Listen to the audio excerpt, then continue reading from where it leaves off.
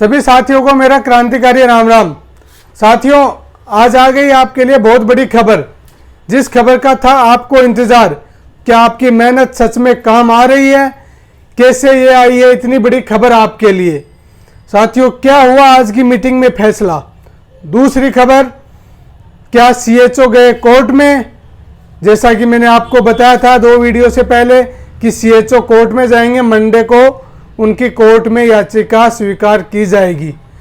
क्या रहा, इन सब डिटेल, इन बातों को डिटेल में जानने के लिए मेरे वीडियो को लास्ट तक देखिए, मेरे चैनल को सब्सक्राइब करिए और मेरे साथ बने रहिए, क्योंकि मैंने भी एक प्रण लिया है कि जब तक इन भर्तियों को पूरा नहीं करवा दूंगा तब तक मैं भी आपका साथ नहीं छोड़ूंगा। मैं भी आपके साथ जी जान से लगा रहूंगा। आप में एक नई ऊर्जा हर समय आप में भरने की कोशिश करूंगा। साथियों, आपको हर समय मोटिवेट करने की कोशिश करूंगा। साथियों, मैं आपको बताता हूं सिलसिलेवार। जब अपनी भर्तियां निकली थी, भर्तियां निकलने के समय हुआ था कि हाँ बोनस से होगी या लिखित से होगी, ठीक है। उसके बाद सरकार का फैसला आया कि हाँ बोनस अंक दिए जाएंगे। वो आपकी पहली जीत थी। दूसरी जीत कि अब भर्तियों का आगे क्या होगा, कब होंगी ये, 2023 में होंगी या 2023 के बाद?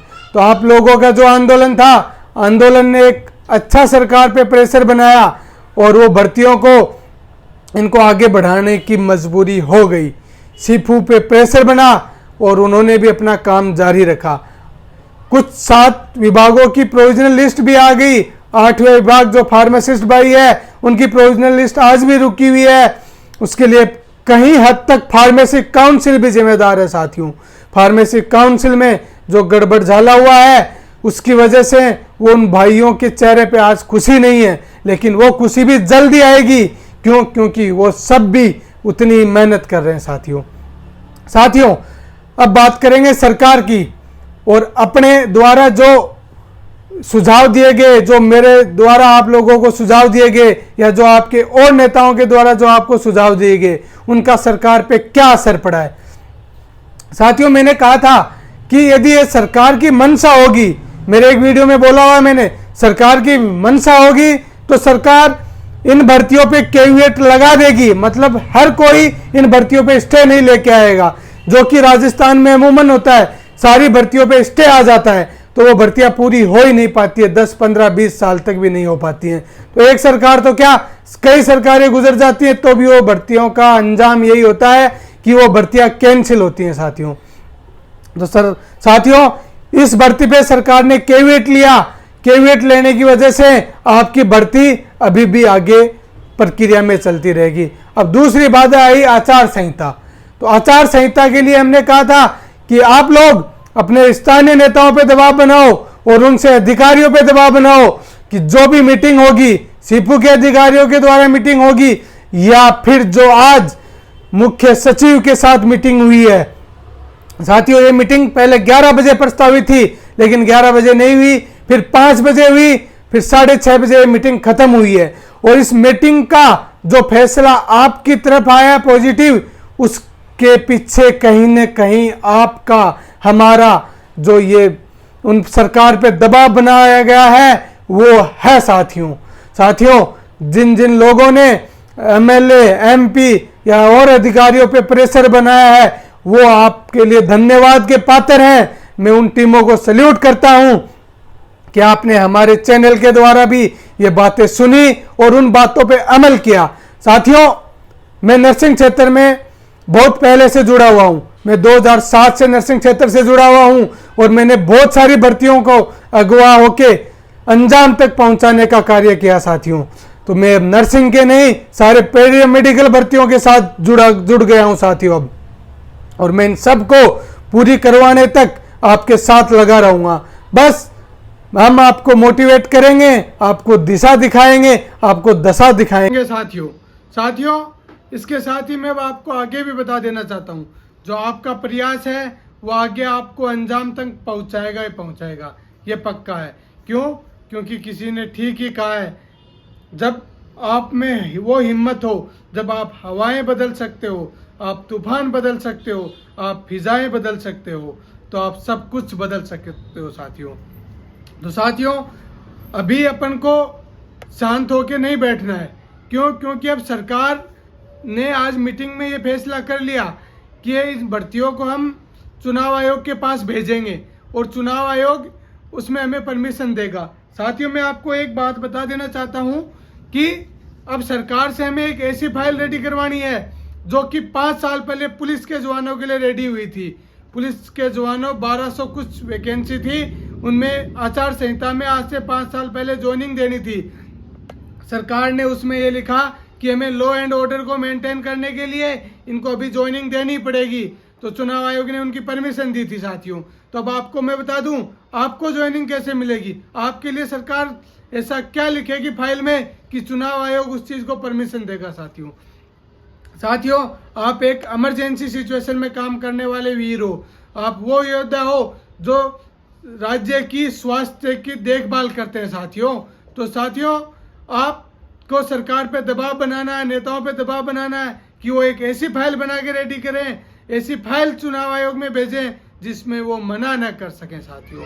उसमें लिखें कि हमने बहुत सारे जिले बना दिए हैं, तो अब हमें वहाँ भी बहुत सारे नर्सिंग ऑफिसर चाहिए, और भी पैरामेडिकल पोस्ट चाहिए, ईसीजी टेक्नीशियन चाहिए, फार्मासिस्ट चाहिए, जितने भी एएनएम बहनें हैं वो चाहिए।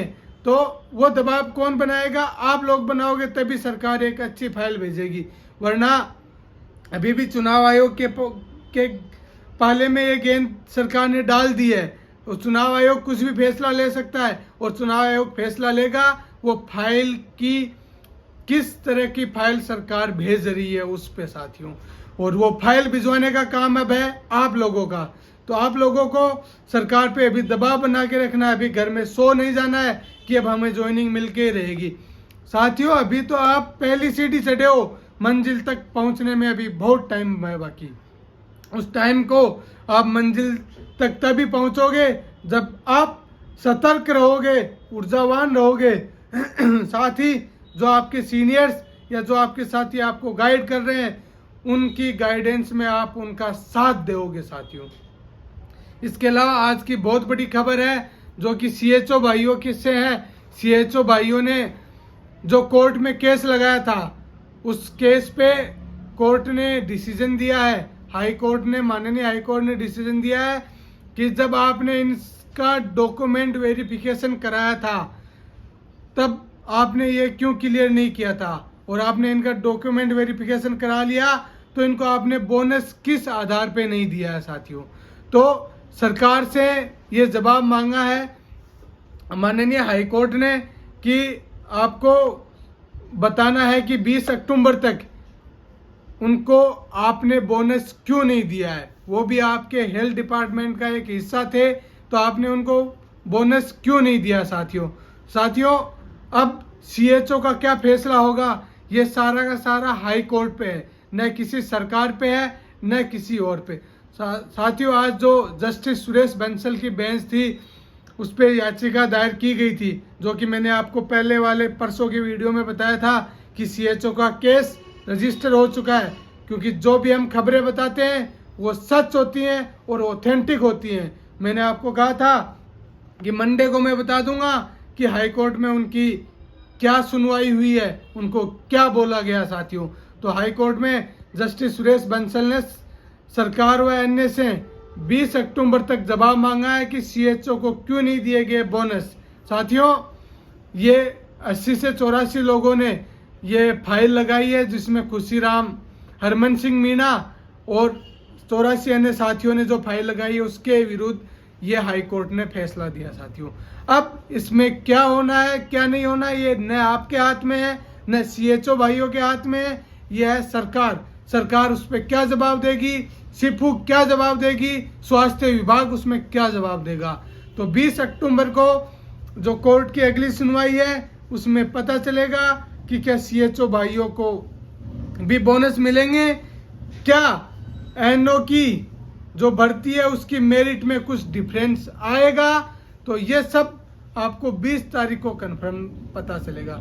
और इसके रिगार्डिंग जैसे मेरे पास सीएचओ की पूरी इंफॉर्मेशन आ जाती है, मैं आपके लिए एक सेपरेट वीडियो और बना के डालूंगा साथियों कि उसमें कितना इफेक्ट पड़ेगा, कितने नंबर तक आपकी मेरिट लिस्ट नीचे जा सकती है, और यदि ये ऊपर जा सकती है सॉरी, तो साथियों उससे भी कैसे लड़ना है इसका भी मैं आपके लिए फुल प्रूफ प्लान लेके आऊँगा कि आपको कैसे लड़ना है। क्योंकि आप हाई कोर्ट के फैसले का अनादर अपन नहीं कर सकते अपन, लेकिन सरकार पे दबाव बना सकते हैं कि यदि सरकारें आप 10-10 जिले बना सकते हो तो हमारे लिए वैकेंसी भी बनाओ। इन्हीं बातों के साथ मैं आप सबको बोलता हूँ क्रांतिकारी नमस्कार। नमस्कार साथियों।